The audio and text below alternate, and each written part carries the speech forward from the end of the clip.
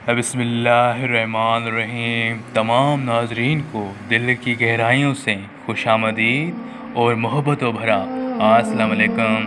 और आप देख रहे हैं मेरा चैनल हदीस हिदायत।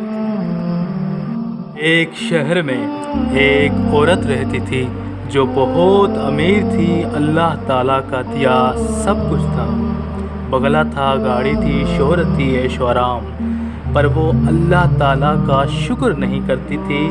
उसके 2 बेटे भी थे, वो भी अपनी माँ की तरह नाशुक्रे थे। उस औरत की जो बात सबसे ज़्यादा बुरी थी वो बात ये थी कि वो अल्लाह ताला की राह में खर्च नहीं करती थी। जब भी कोई साहिल या फ़कीर उसके दर पर आता था वो दरवाज़ा बंद कर देती थी और तब तक नहीं खोलती थी जब तक साहिल या फ़कीर खाली हाथ वापस नहीं जाता था।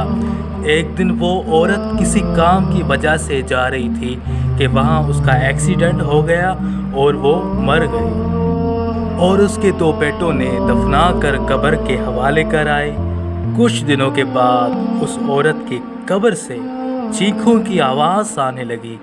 जो भी कब्रिस्तान अपने प्यारों के फातिहा के लिए जाता था तो उस औरत की कब्र से चीखों की आवाज़ सुनकर डर जाता था। कुछ लोगों ने बड़े मौलवी को बुलाकर सारी बात बताई। उस मौलवी ने जाकर उस औरत की कब्र पर आया और उनसे पूछा कि तुम कौन हो और चीख क्यों रही हो। उस औरत ने बोला, मुझे इस आज़ाब से निकालो, मुझ पर बहुत बड़ा आज़ाब है। मेरे पास अल्लाह का दिया सब कुछ था मगर मैं शुक्र नहीं करती थी और अल्लाह की राह में खर्च नहीं करती थी। फ़कीर की सदा सुनकर दरवाज़ा बंद कर देती थी। इस वजह से इस आज़ाब में हूँ और मेरे 2 बेटे मेरी सारी दौलत अयाशी में खर्च कर रहे हैं और यहाँ मेरी तौबा भी कबूल नहीं हो रही है।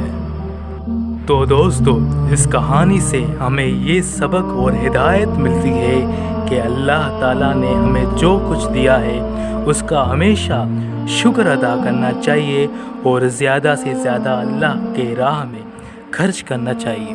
तो दोस्तों, ऐसी मज़ीद वीडियोस चाहिए तो मेरे चैनल को सब्सक्राइब कर दें और बेल आइकन को प्रेस कर दें।